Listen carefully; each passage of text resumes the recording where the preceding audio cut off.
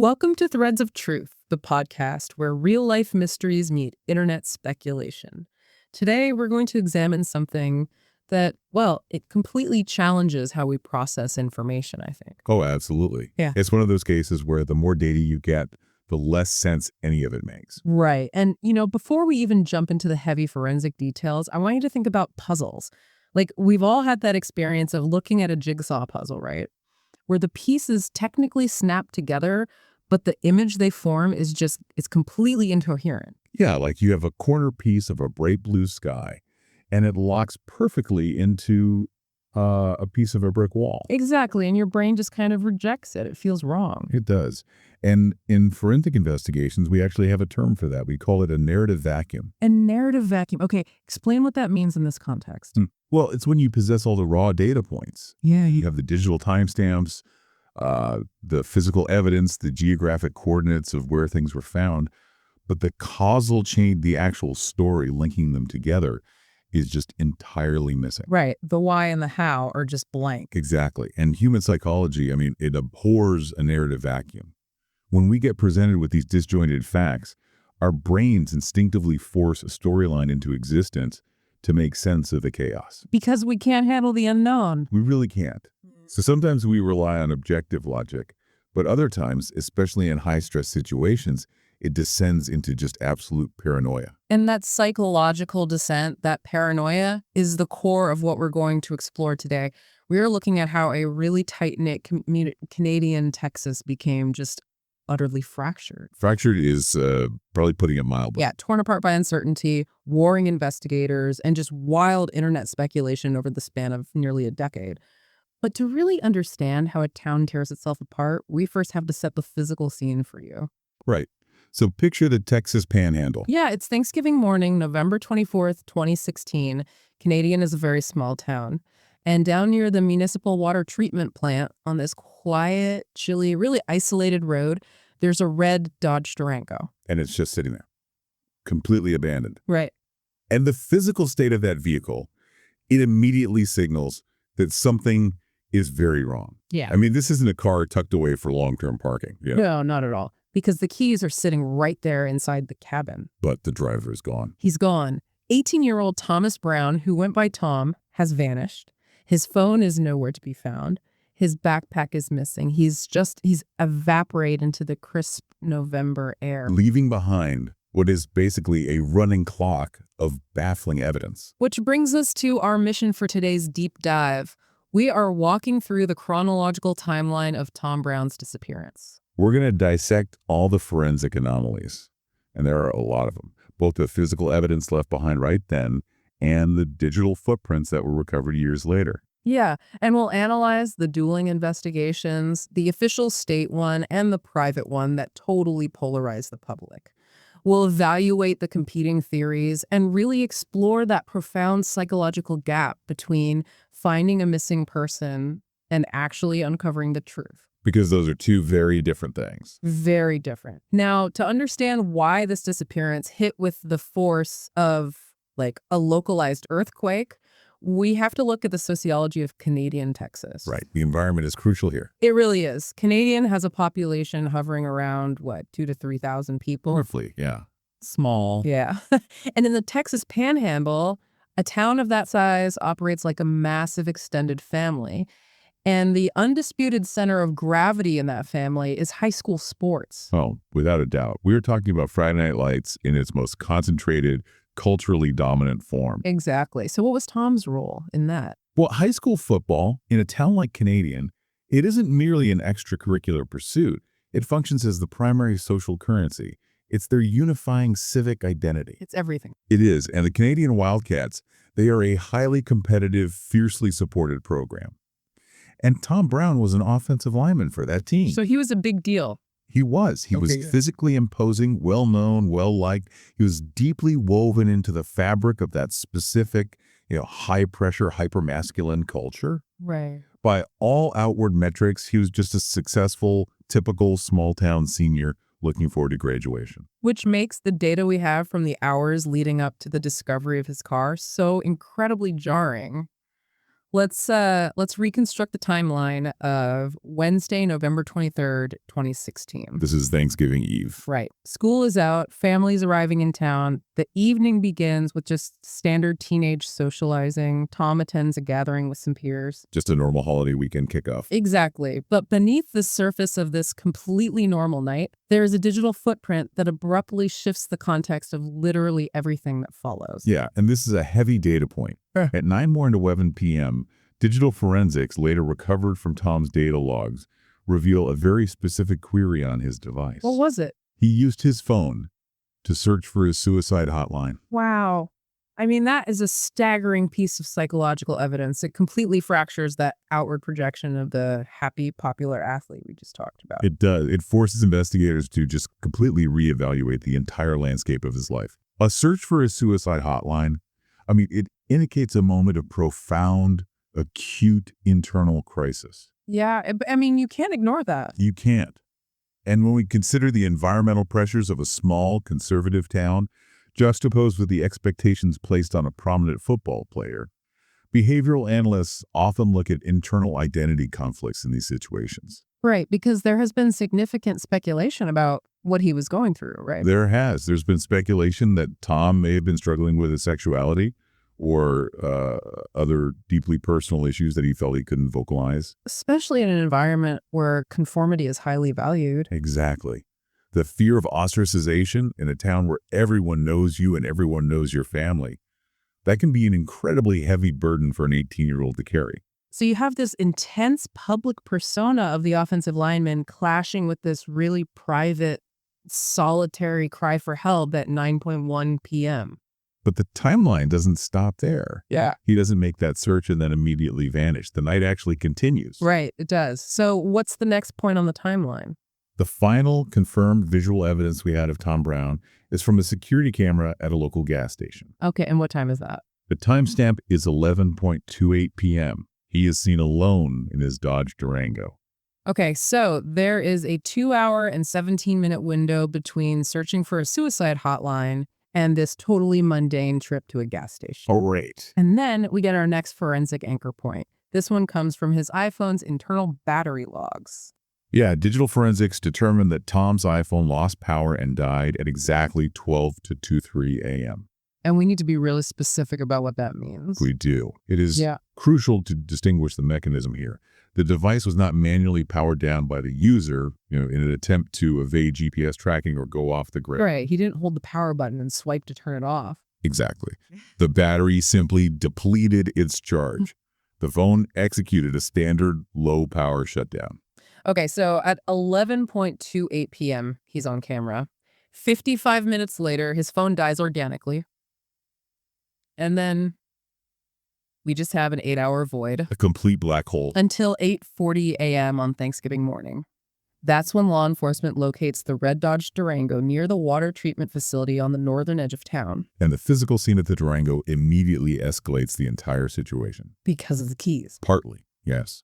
As we noted, the keys are inside. But crime scene technicians discover a highly specific, very troubling piece of physical evidence. What did they find? Resting on the floorboard of the front passenger side is a single spent .25 caliber shell casing. Okay, a spent casing. That implies a fired weapon either inside or directly adjacent to the vehicle. It absolutely does. But this casing, it ends up being just a total forensic dead end, doesn't it? Entirely. The Texas Department of Public Safety Crime Lab processed that casing exhaustively, and the results were functionally sterile. Sterile, like nothing on it at all. Nothing. There was 0 latent fingerprints recovered from the brass. And more critically, there was no biological material. No touch DNA. No touch DNA, no epithelial cells that could be amplified for a genetic profile.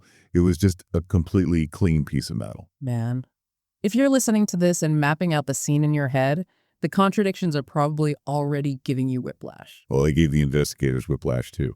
Let's just look at the juxtaposition. We have a 9:11 p.m. suicide hotline search, which suggests a solitary internal despair. Right. But then we have the physical tableau of the vehicle.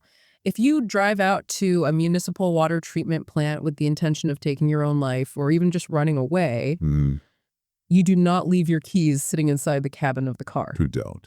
Leaving the keys in the vehicle, especially with the spent shell casing on the floorboard, it strongly suggests an abrupt, unplanned interruption. Like someone stopped him. Exactly. It mimics the physical signature of a sudden abduction, a confrontation, or maybe a panic flight where the driver had to abandon the vehicle instantaneously. Exactly. If you are running away to start a new life, you need your car. If you are going for a walk to clear your head, you take your keys and you lock the doors. That's human nature. The scene at the Durango screams external physical threat, while the digital data from 3 hours earlier screams internal psychological crisis. And that exact friction point, that total incompatibility between the psychological data and the physical scene, that is what paralyzed the official investigation. And it created a massive void. It did. A void that private entities were more than willing to fill. The case of Tom Brown quickly transitioned from a tragic missing persons search into this adversarial battleground between two completely different investigative philosophies. Let's break down that schism. Because the way this case was investigated, it had as much impact on the town as the disappearance itself. You have these two distinct lanes operating simultaneously. Right. So in the official capacity, you have law enforcement. This began with the local Hemphill County Sheriff, Nathan Lewis. But it didn't stay with him, right? No. As the complexities compounded and local resources were just completely overwhelmed, the state intervened. By early 2018, the Texas Attorney General's Special Investigations Group took over. And how do they operate compared to a local sheriff? State-level investigations operate under incredibly strict evidentiary protocols. They are methodical, they're slow, and they are bound by the scientific method. They don't just tweet out their theories. Exactly. They do not release findings until they can be proven in a court of law. Which is, it's incredibly frustrating for a terrified community and particularly for a desperate family. It's agonizing. So 4 days after Tom went missing, his mother, Penny Meek, she's seeing the local police stalling. So she hires a private investigator, Philip Klein of Klein Investigations and Consulting. And look, hiring a private investigator is a standard and often very effective route for families who feel the bureaucratic wheels of law enforcement are turning too slowly. Sure, it makes total sense. You want action. But Philip Klein operates with a methodology that is heavily reliant on public relations. He uses very aggressive media strategies. He's loud about his findings. Very vocal, highly visible. He frequently utilizes social media and town hall meetings to broadcast his findings directly to the public. He basically bypasses traditional law enforcement filters. And it does not take long for these two methodologies to just violently collide.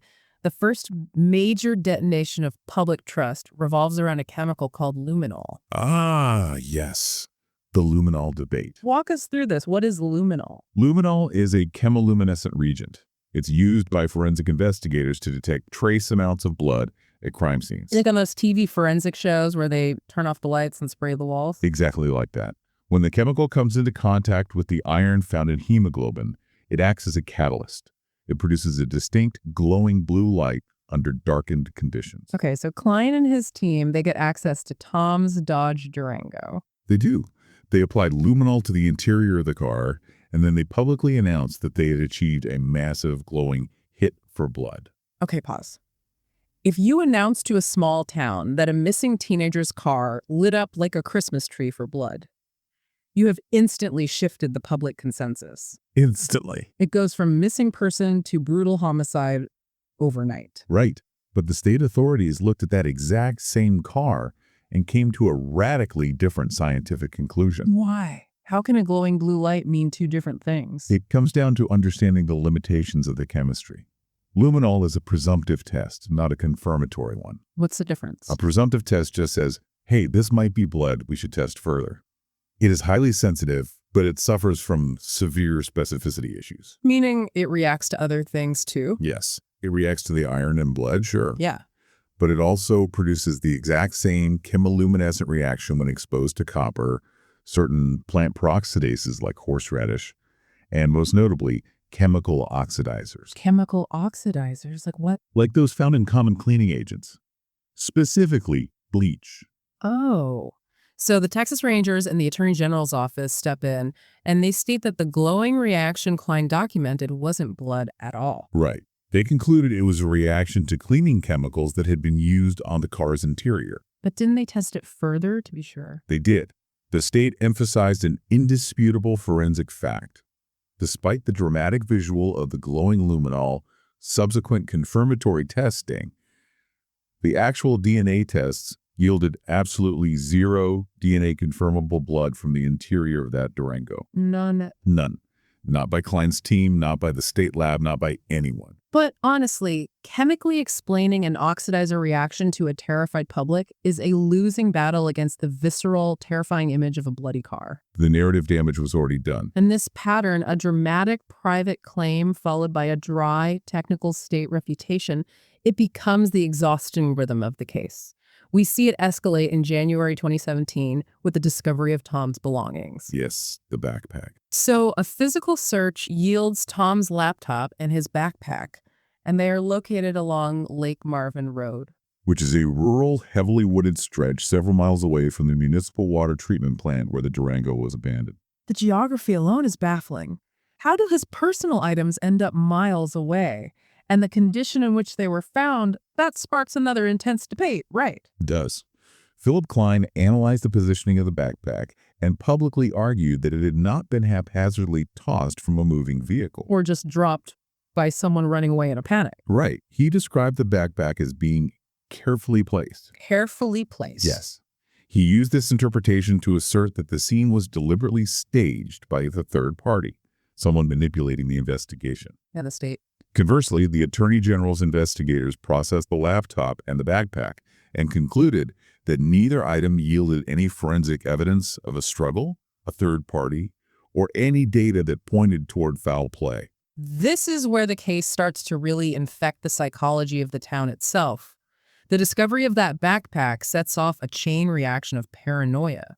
It perfectly illustrates how information degrades in a closed social network. It's a textbook example of network theory and the mutation of rumor. It involves Tom's mother, a group of high school kids, and eventually the FBI. Tell us about the passcode. So when the laptop is recovered, the investigative focus heavily shifts to locating Tom's still missing iPhone. Tom's mother, Penny, she's desperately trying to access his digital life. Looking for location services, iMessages, anything that could be a lead. Exactly. But to do that, she needs his 4-digit passcode. So she begins testing the mothers of Tom's friends, asking if any of the kids might know the PI. Which, if you think about it, is the most logical, understandable action a parent could take in that nightmare scenario. You crowdsource the kids who spend the most time with him. Precisely. It's totally innocent. She texts one mother, asking her to ask her son. The son doesn't know the code. The mother replies to Penny, confirming they don't have it. Okay, pretty straightforward. Then Penny asks her to forward the request to other kids in their social circle.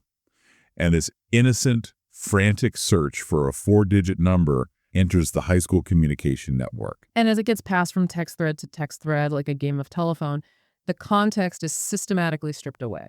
The original intent just evaporates. The message mutates from Penny is trying to log into Tom's accounts to this vague, ominous warning. Someone is suspiciously hunting for Tom's password. Oh my God. And that mutated version of the message eventually makes its way to local law enforcement. And because it's stripped entirely of its origin, the authorities view it as a potential suspect trying to access and destroy digital evidence. Yes. This misunderstanding escalated to the point where the FBI and the Texas Rangers pulled a local teenager in for a formal interrogation. A high school kid. Yes. They were operating under the assumption that this student was the one suspiciously trying to unlock the phone to hide something. Think about the trauma of that for a moment. You are a teenager, you're grieving your missing friend, and suddenly federal agents are grilling you in an interrogation room because of a mangled text message chain initiated by the victim's own mother. It's awful. The situation was only diffused when the interrogated boy's mother physically produced the original text thread to prove that the inquiry originated with Penny Meek. But the sociological fallout didn't stop there, did it?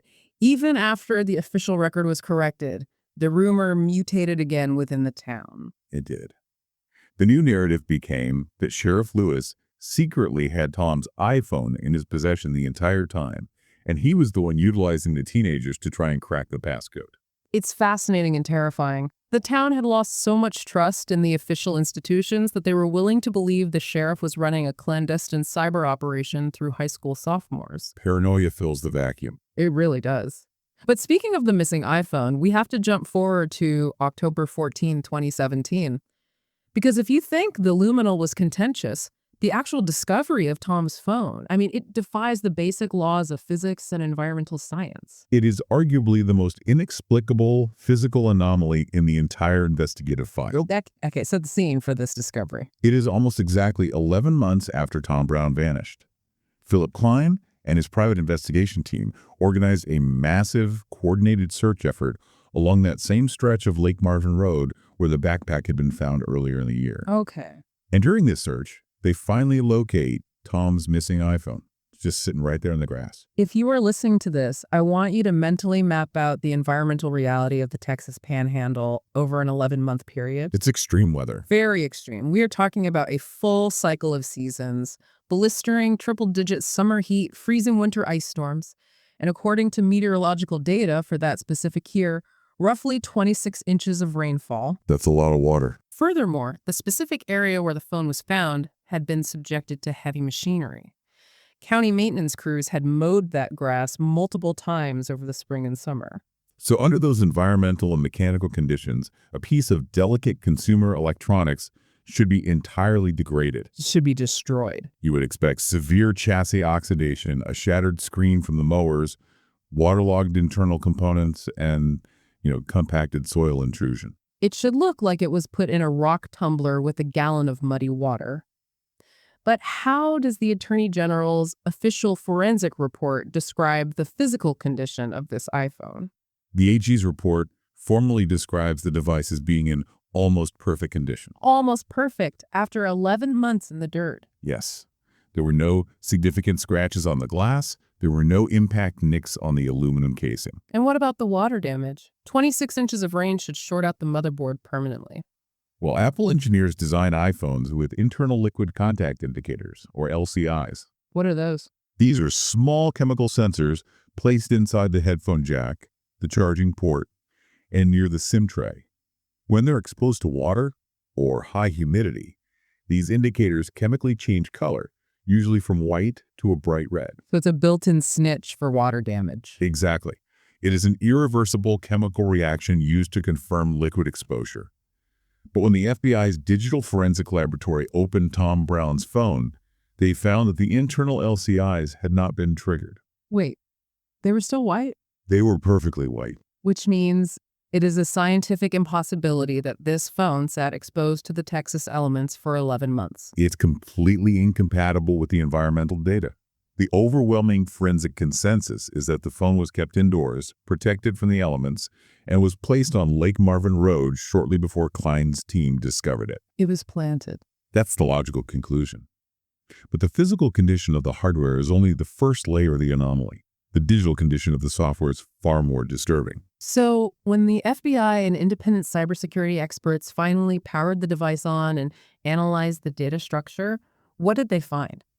They found a digital void. Tom's iCloud account, which, routinely syncs and backs up user data, was missing critical information. Like what? His iMessages were gone. His photo library was gone.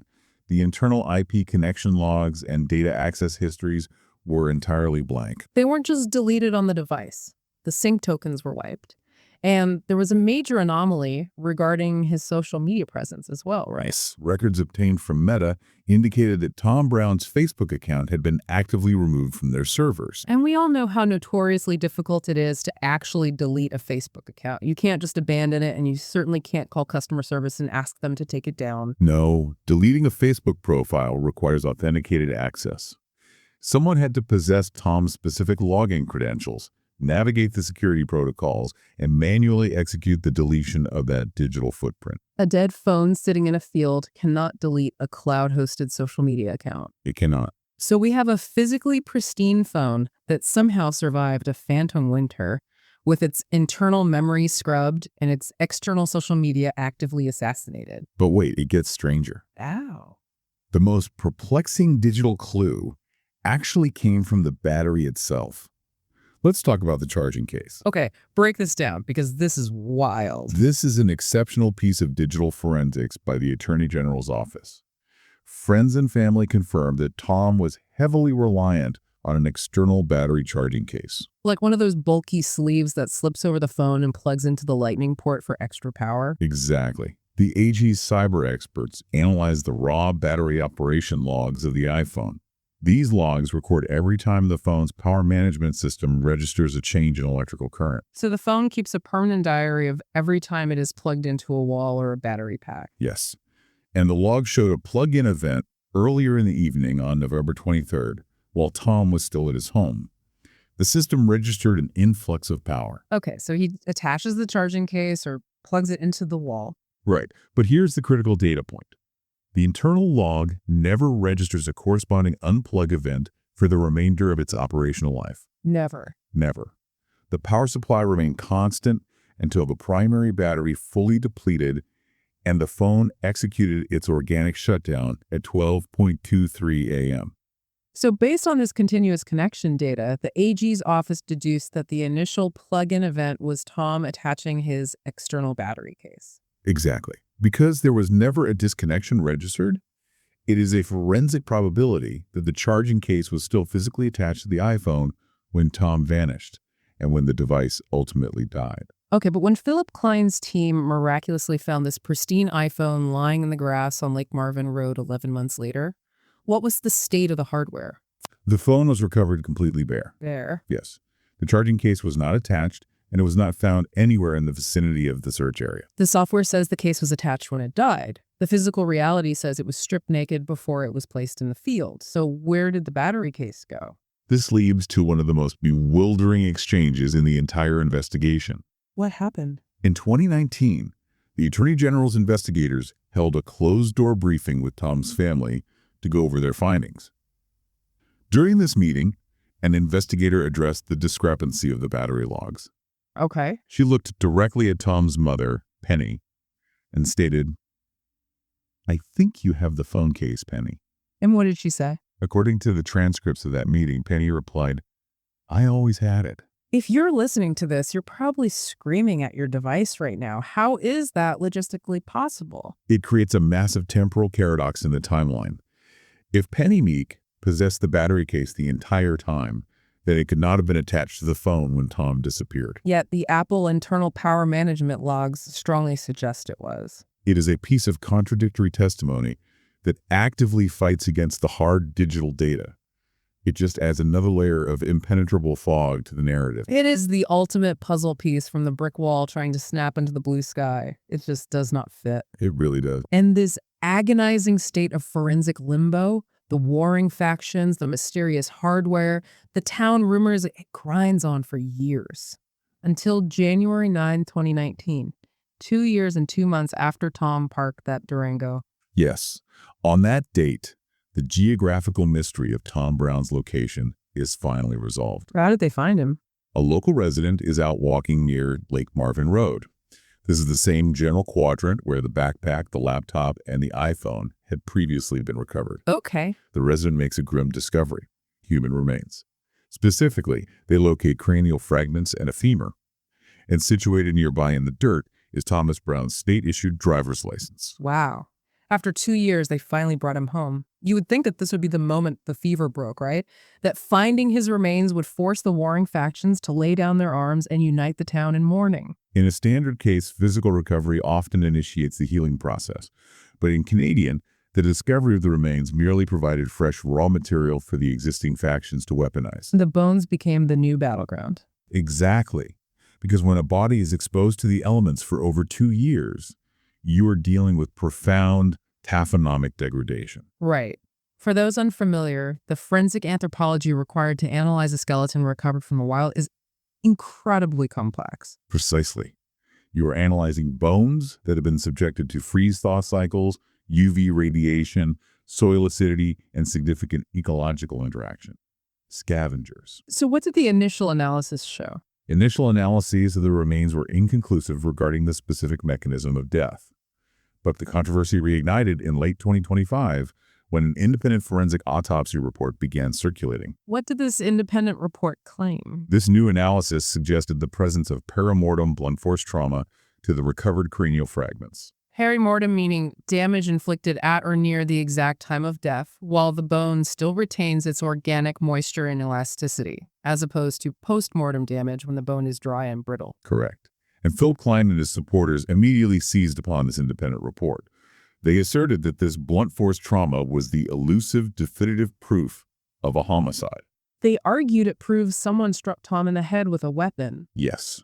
But the state's forensic anthropologists looked at those exact same skull fragments and saw a completely different mechanism of injury. What did the state see? The state experts maintained that these striations and fractures on the cranium were entirely consistent with post-mortem scavenger animal activity. Animals, like coyotes. Yes, the Texas Panhandle has a high population of coyotes, feral hogs, and other scavengers.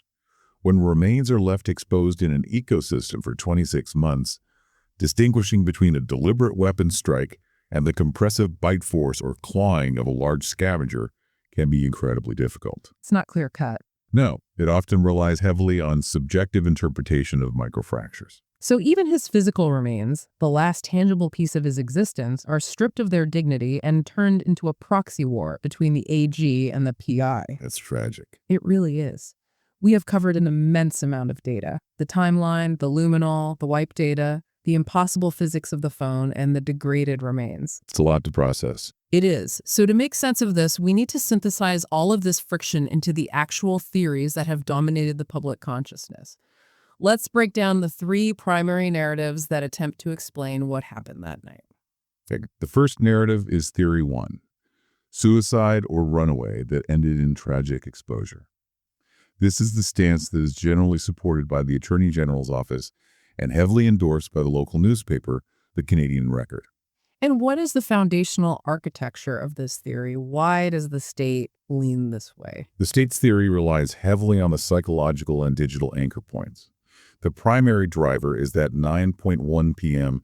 digital search for the suicide hotline, which establishes a baseline of acute mental distress. Right.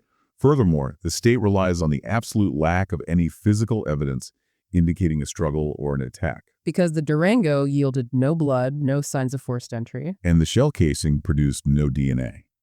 Proponents of this theory argue that we must accept the invisible nature of teenage mental health struggles. Which is a very real, very profound crisis. Absolutely. In a high-pressure environment where a young man might be wrestling with his identity, the internal pain can be masked perfectly until the breaking point.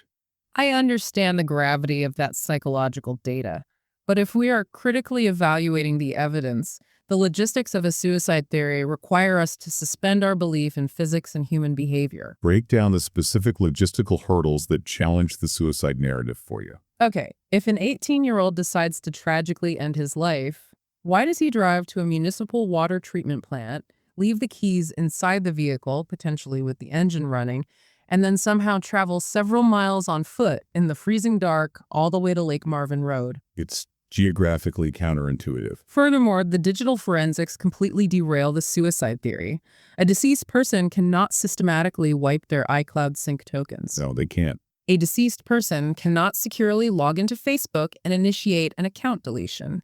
And most damningly, a deceased person cannot keep a pristine iPhone safe from 26 inches of rain and heavy lawnmowers, only to carefully place it in a previously searched field 11 months after they die.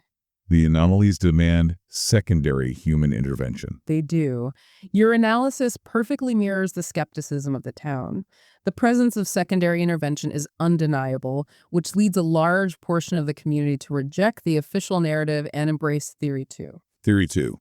The prank gone wrong or the accidental death scenario. This was the small-town Gothic rumor that spread like wildfire in the early days of the search. The idea that the power structures of Canadian mobilized to protect their own. Yes. This theory posits that after the party, Tom drove out to the football field or a dark country road. Perhaps he saw vehicles belonging to his peers and approached them. And then what? The speculation suggests a confrontation occurred, perhaps a hazing ritual, a prank that escalated, or a fight. During this chaos, a .25 caliber weapon accidentally discharged, killing Tom. And it's notable because a .25 caliber is a very small, easily concealable pocket pistol, often carried casually, right? Right. A horrific accident. But the theory doesn't end there. It pivots immediately to a massive cover-up. Exactly. The narrative suggests that the panicked teenagers, realizing their futures were destroyed, called a prominent father in the community for help. And that father uses his influence. Right. That father, utilizing deep generational ties, allegedly contacted Sheriff Nathan Lewis. The theory claims the sheriff then used his authority to help hide the body, stage the Durango, and suppress the investigation to protect the young men involved. It's literally the plot of a John Grisham novel. The wealthy and powerful using the badge to bury a tragedy. But from an evidentiary standpoint, what supports this? Absolutely nothing. Nothing. Zero. There is zero hard forensic evidence to support a multi-person conspiracy of this magnitude. Furthermore, maintaining a cover-up involving multiple teenagers, parents, and law enforcement officers for nearly a decade without a single leak, confession, or slip detail, it is statistically highly improbable. Especially in a town where everyone talks. Exactly. But as cinematic and sprawling as the Protect the Boys theory is, it pales in comparison to the sheer absurdity of Theory 3. Yes. Theory 3 represents the apex of the paranoia that consumed Canadian. We refer to this as foul play and the gambling ring cover-up. This sounds insane. It is. This entire narrative was birthed from the testimony of a single individual named Chris Jones. Let's set the stage for how this information was disseminated, because it wasn't presented in a courtroom under oath. No, it was presented as public theater. In 2021, private investigator Philip Klein hosted a highly publicized 4-hour town hall meeting in Canadian. 4 hours? Yes. Hundreds of residents packed into the venue. Roughly 2 hours into this presentation, Klein dropped what he framed as a bombshell revelation. He introduced the recorded audio testimony of Chris Jones. Who exactly is Chris Jones, and why should anyone trust his narrative? Evaluating the source is critical here. Chris Jones was a former local high school football player. He had relocated to Canadian, lived with a host family, and played on the team during that pivotal 2016 season. Okay, so he was there. He was. However, his background was deeply troubled. Following his time at Canadian, he accumulated a severe criminal record, including arrests for assault, probation violations, and extensive drug use. He was ultimately incarcerated. So he's making these claims from prison. Yes. It was from a prison facility, communicating through a series of recorded phone calls with Klein's investigators, that Jones made his explosive allegations. And what exactly did this incarcerated former teenager claim was happening in Canadian Texas? Jones alleged that the Purity of Friday Night Lights was a sham. He claimed he had been specifically recruited to play at Canadian high school for a singular purpose. Which was? He was actively being paid money to intentionally throw football games. He alleged the existence of a high-dollar, illicit gambling syndicate operating within the town, comprised of prominent citizens who were betting massive sums of money on the point spreads of high school football games. A mafia-style gambling syndicate, betting on the performance of 16 and 17-year-old boys. It is an extreme escalation of the narrative. But Jones went further. He identified the enforcer for this alleged gambling ring. Let me guess. He claimed it was a local law enforcement leader, Sheriff Nathan Lewis. Jones stated that he was explicitly threatened that if he pissed off the wrong people in the syndicate, the sheriff would have him killed. Okay, but how does this massive underground gambling conspiracy connect to the disappearance of Tom Brown on Thanksgiving Eve? Jones claimed that his involvement culminated on Thanksgiving Day 2016. He alleged that he was forced into Sheriff Lewis's official patrol vehicle. He said he was blindfolded or had blacked-out goggles placed over his eyes and was driven to an undisclosed location for roughly 30 minutes. Then when they stopped. When the vehicle stopped and his vision was restored, Jones claimed the headlights of the patrol car illuminated a horrifying cartel-style execution setup. What did he tell the investigators he saw?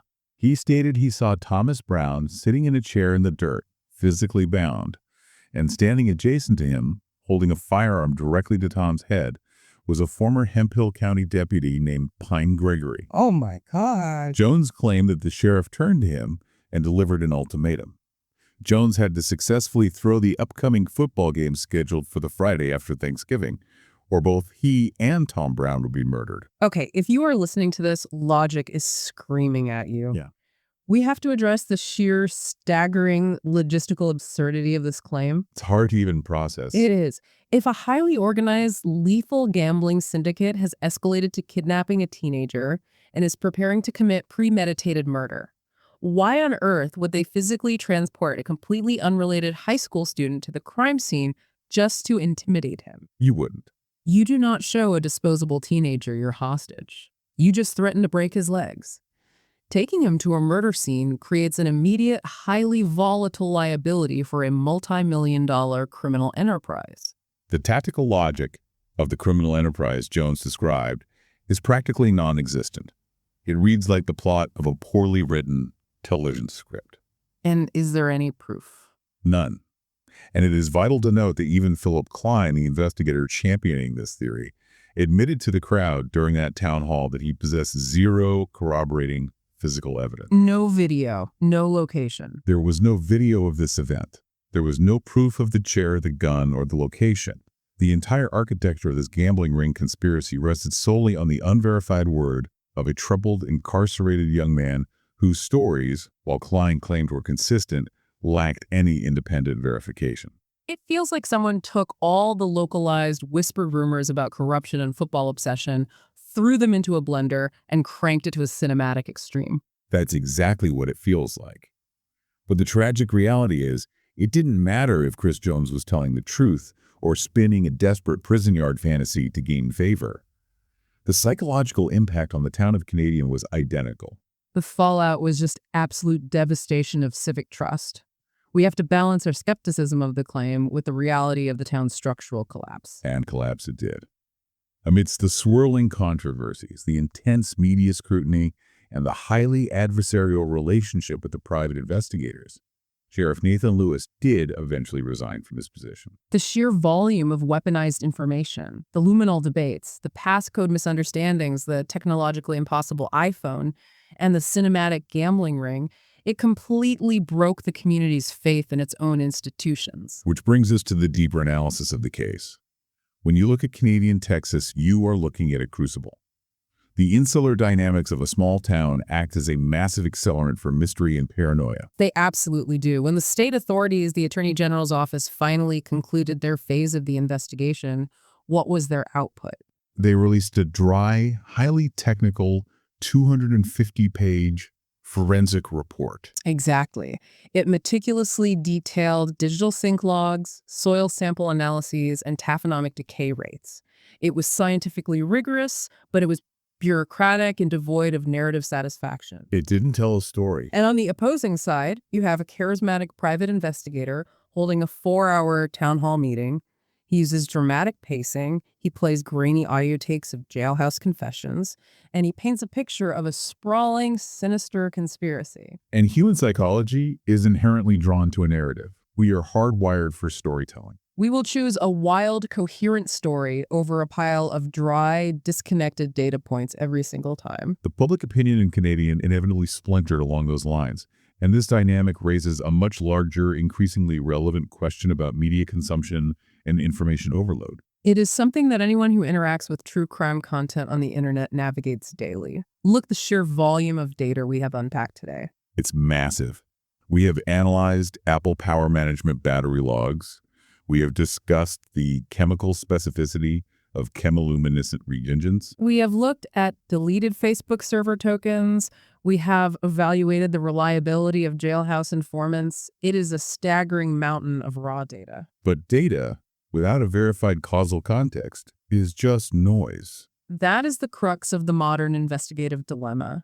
When individuals are overwhelmed with a flood of disconnected, highly technical facts, their brains will forcibly construct a narrative bridge to connect them. Regardless of the structural integrity of that bridge, if the iPhone is found physically pristine, the paranoia dictates it must be a coordinated police cover-up. If the Facebook account is scrubbed, it must be a sophisticated killer erasing your tracks. We have entirely lost the cognitive endurance to sit with the uncomfortable, terrifying reality that sometimes highly anomalous, inexplicable things happen, and we simply lack the capability to know why. So after nearly a decade of data collection, rumors, and investigations, what is the actual legal reality of this case? Where does the death of Thomas Brown officially stand today? From a legal and forensic standpoint, The manner of death remains officially classified as undetermined. Undetermined. Yes.